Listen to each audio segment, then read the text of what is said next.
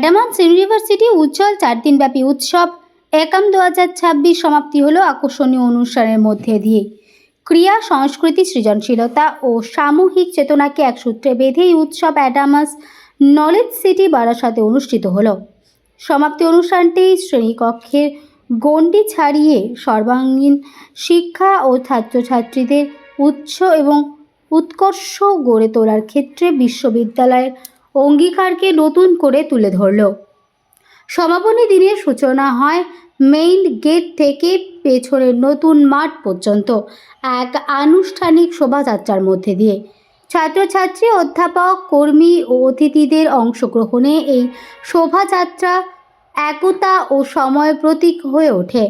অ্যাডামাস হাওড়ার ওয়ারিয়র্স উপস্থিতির অনুষ্ঠানে বাড়তি উদ্দীপনা যোগ করে এবং একাম 2026-এর মূল সুর, দলগত সংহিত শৃঙ্খলা ও দৃঢ় মনোবল আরও স্পষ্টভাবে প্রতিফলিত করে। এরপর অনুষ্ঠিত হয় পুরস্কার বিতরণী অনুষ্ঠান। বিভিন্ন ক্রীড়া বিভাগের বিজয়ীদের হাতে পদক ও ট্রফি তুলে দেওয়া হয়। এই সম্মান শুধু জয়ের স্বীকৃতি নয়, বরং অধ্যাবসায়, ধারাবাহিক অনুশীলন ও ক্রিয়াসুলভ মানসিকতার প্রতি শ্রদ্ধা নিবেদন। অংশগ্রহণকারী ছাত্রছাত্রীদের কঠোর পরিশ্রম ও নিষ্ঠার প্রতি আন্তরিক স্বীকৃতি এই উৎসব। এছাড়াও সৃজনশীলতা, চরিত্র গঠনের মধ্যে দিয়েই তার বিকাশ ঘটে। আমাদের ছাত্রছাত্রীরা আবারও উৎকর্ষ, নেতৃত্ব ও ঐক্যের দৃষ্টান্ত স্থাপন করেছে। একাম 2026 তাদের গৌরবময় সম্ভাবনার প্রতিচ্ছবি। স্কুলে ঠিক সেই রকমভাবে পরবর্তী সময়ে তারা পড়তে পারে হচ্ছে অ্যাডামাস ইন্টারন্যাশনাল স্কুলে, পরবর্তী সময়ে তারা পড়াশোনা করতে পারে অ্যাডামাস ওয়ার্ল্ড স্কুলে এবং দেন ইউনিভার্সিটিতেও পড়তে পারে। এবং আপনারা জানেন যে রাইস এডুকেশন দীর্ঘ প্রায় 40 বছর ধরে কয়েক লক্ষ অ্যাডমিনিস্ট্রেটরের জন্ম দিয়েছেন, যারা এই মুহূর্তে সেন্ট্রাল এবং স্টেট গভর্নমেন্ট চাকরি করছে।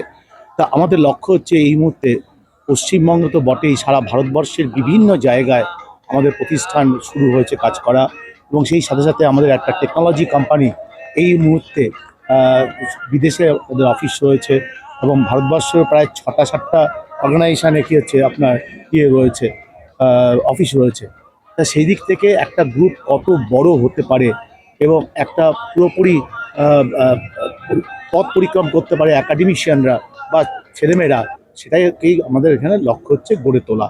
এবং আমি মনে করি যে এই ধরনের প্রতিষ্ঠান যত বেশি তৈরি হবে, তত সেই শক্তিশালী ভারতবর্ষ গড়ার আমরা স্বপ্ন দেখছি, সেখানে নিউ জেনারেশন তৈরি হতে পারবে। তাই একাম এই 2026 হচ্ছে সেই ধরনের একই ছাদের তলায় প্রায় কয়েক হাজার ছেলেমেয়ে গত 4 দিন ধরে যেমন সাংস্কৃতিক উৎসব করেছেন, টেকনোলজি এবং বিভিন্ন রকম প্রোগ্রামে তারা জয়েন করেছে, আবার ঠিক সেই রকমভাবে পড়াশোনার ক্ষেত্রে যারা ভীষণ ভালো রেজাল্ট করেছে তাদেরকেও স্বীকৃতি প্রদান করা হচ্ছে এই অনুষ্ঠানে। কিন্তু খেলাধুলাকে ভীষণ গুরুত্ব দিই এবং আপনারা যেহেতু দেখতে পাচ্ছেন যে ইউনিভার্সিটি যে ইনফ্রাস্ট্রাকচার আমরা খেলাধুলার ক্ষেত্রে তৈরি করেছি, এবং খেলো ইন্ডিয়াতে আমরা গত বছরের আগের বছর 13th র্যাঙ্ক করেছিলাম, এই বছর আমরা 25th র্যাঙ্ক করেছি প্রায় 1800 ইউনিভার্সিটির মধ্যে। তা সেইখান থেকে বোঝা যায় যে আমরা খেলাধুলা ভীষণ জোর দিই।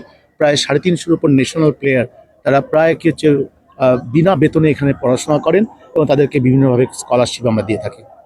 স্যার, আজকে যেখানে এই যে এখানে আমরা প্রায় 400 মিটারের আমরা তৈরি করব আর কি, ট্র্যাক তৈরি করব এবং স্টেডিয়াম তৈরি করব, এবং আস্তে আস্তে ইউনিভার্সিটি এমনভাবে কোর্স ডেভেলপ করা যাতে যে কোনো ন্যাশনাল ইভেন্ট আমরা করতে পারি, রাজ্য স্তরে ইভেন্ট করতে পারি, সেটাই আমাদের লক্ষ্য।